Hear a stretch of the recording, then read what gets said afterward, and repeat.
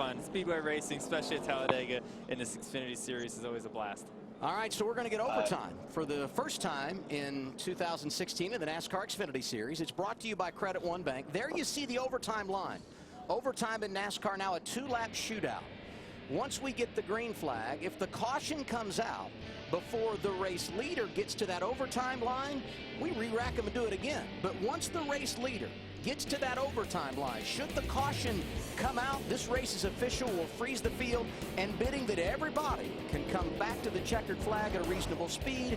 That will be your finishing order. And we're going to have unlimited attempts to have a clean restart. We've got to get over to that overtime line. If we do that, then the race will be concluded. And I can't help but notice that overtime line went from the middle of the back straightaway, and it gets pushed a little bit every week. Well, down to turn 3. So it's getting a little further around the corner, or down the back straightaway, I should say. So I think that's kind of funny.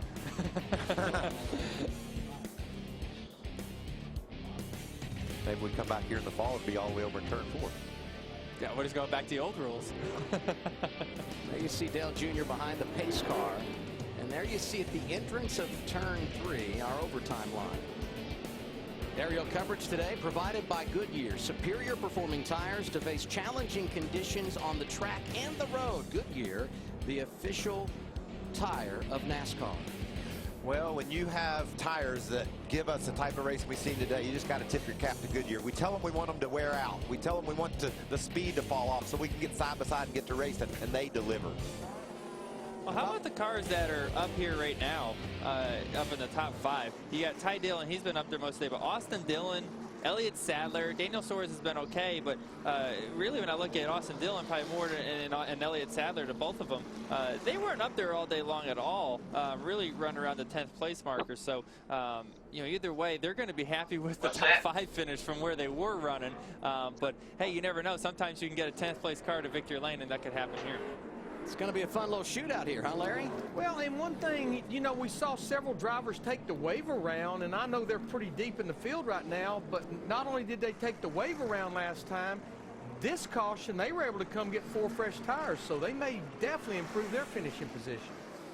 You know, Larry, Ty Dillon has 1 career win, came at Indianapolis, July 2014. Last lap pass of a Sprint Cup regular in Kyle Busch, and oh, by the way, he also won the Dash for Cash on that Saturday afternoon at the Brickyard. Just a little foreshadowing of what we could see here. Think about all the gears spinning in Ty Dillon's head right now, thinking about his history and what he was able to accomplish and the opportunity he has here, not only to win the race, but get a little bonus too. Is crew chief suspended? I teased the guys down in the garage yesterday. I said, take $100,000 back to Nick Harris, and he said, if we win it, he may not get it all back. I think they're going to have a little party. They're going to fix the line up in the back again. And he's going to race hard here on the start. He's not thinking $100,000. He's thinking trophy right now. So he's going to run hard, and it's all about getting through the gears on this restart for Ty Dillon and Austin Dillon. Austin's going to have a shot to go 3 wide underneath Dale Jr. if he has a good start. Ty Dillon has the opportunity to have a great start and be right next to Jr. on the outside and maybe free him up to take the lead. That's the type of racing we're going to see here with the green light checker. And hey, don't write off Brennan Poole. If something were to go wrong at the front with Ty Dillon, even though Poole was involved in that incident, he's on track, going to restart on row 3. He's still got a chance here. That's right, because we don't know how crazy this restart's going to get. But what Dale Jr. is going to do when he gets to turn 1? Does that car stick on the bottom, or does he slide up into Dillon?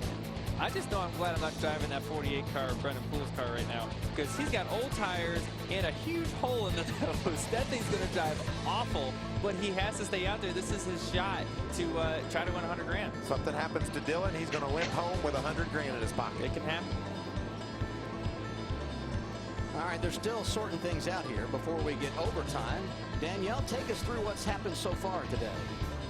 All right, Adam, thanks so much. Let's recap the day in Richmond thus far. 4 Dash for Cash drivers. You saw Eric Jones, Brennan Poole.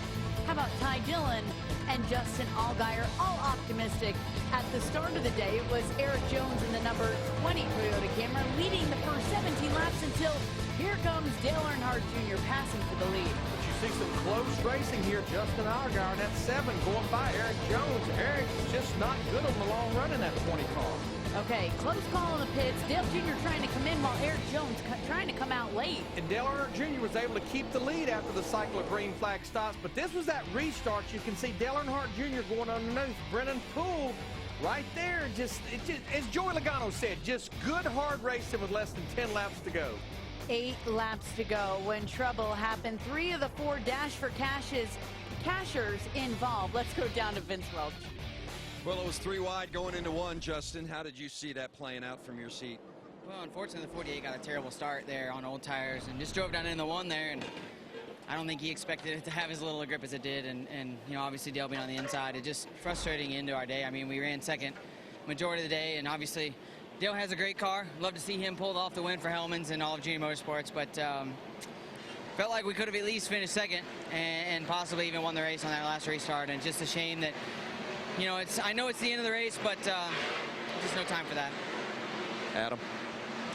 Thank you, Vince. Lights are out on the pace car. Nope, they've just put them back on, adding another lap. They're trying to get the rear of the field organized. We had all those wave rounds that you talked about, Adam, and everybody's racing for points and positions, and they can't get it sorted out. We're in overtime anyway, so NASCAR's going to get it right before we go back green. Hey, there are some great stories, though, inside the top 10. We talked about Earnhardt Jr., everything on the line for him. Ty Dillon trying to get the $100,000 bonus, going to restart second. Austin Dillon is up there, won earlier this season at California.